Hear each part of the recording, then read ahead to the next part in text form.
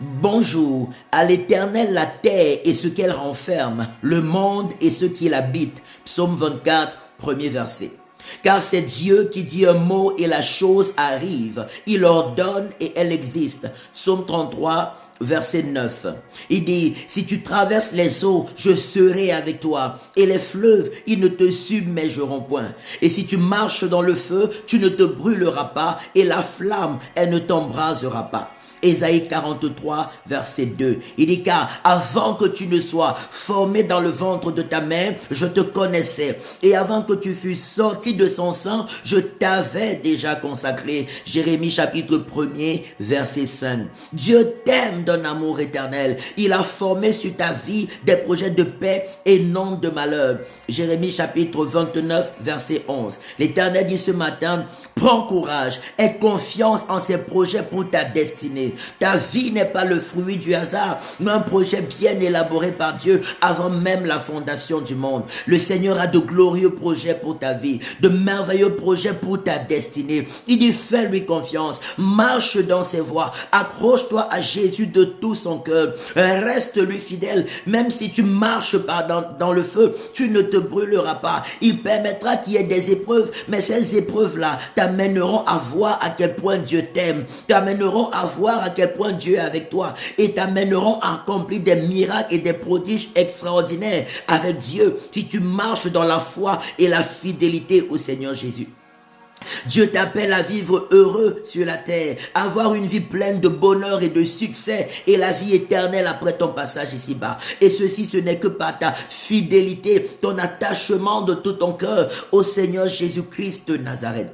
Ta vie n'est pas le fruit du hasard, ta vie n'est pas un échec. Même si tu es tombé plusieurs fois, même si tu as échoué plusieurs fois, le Seigneur te réveille ce matin et te permet d'entendre ce message parce qu'il dit qu'il n'en a pas encore terminé avec ta vie. Moïse s'est présenté plus de 10 fois devant Pharaon et finalement Pharaon a laissé sortir le peuple d'Israël de l'esclavage pour qu'il aille adorer et servir son Dieu.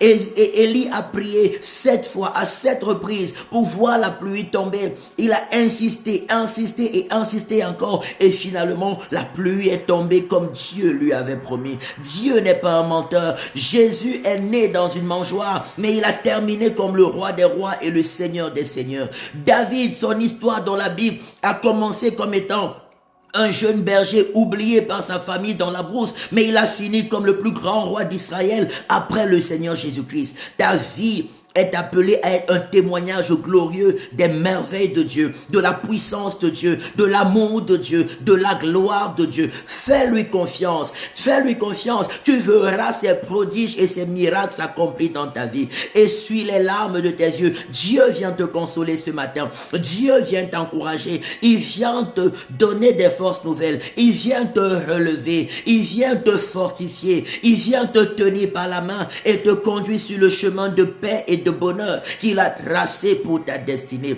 Oh, il dit, tes péchés sont pardonnés et effacés si ton repenti est sincère. Tu es devenu une nouvelle créature en Jésus. Tu es un enfant de Dieu, un héritier de Dieu, un co-héritier de Jésus, un ambassadeur du royaume des cieux sur la terre.